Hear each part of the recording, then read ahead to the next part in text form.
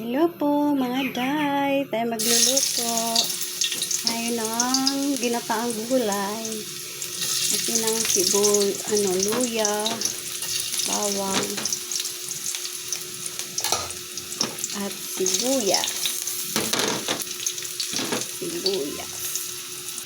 tapos kalabasa,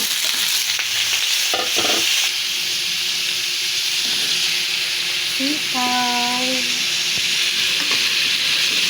ito ng asin, sabaw, yan. Sabaw, masarap na gulay, masustansya, kailangan natin ito sa katawan, kaya para ng mga bata kailangan na masanay sila sa kain ng gulay. Hindi puro karne or fast food. Kailangan yung mga fresh vegetable. Yan.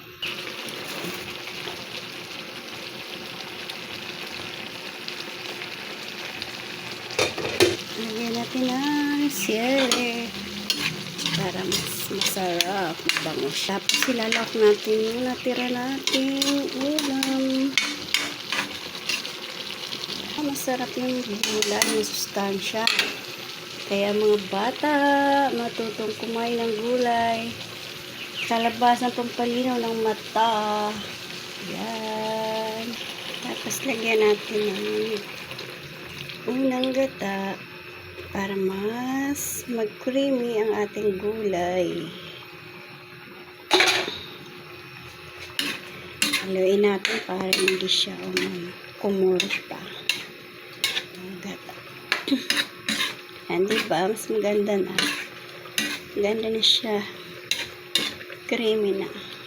Oy, diba? Masarap. Yan. Malapit na maluto ang ating gulay. Yan po, luto. Tapos, dagdagan pa natin. Meron pa tayo dito. Tahong. Mga laman ng tahong. Ihalo na din natin. O, diba? Malasa siya.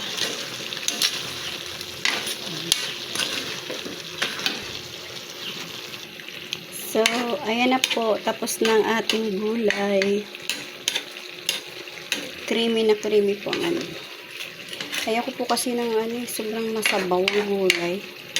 Parang hindi naman parang sinigang siya pag maraming sabaw. Yan, creamy lang siya. Yan po.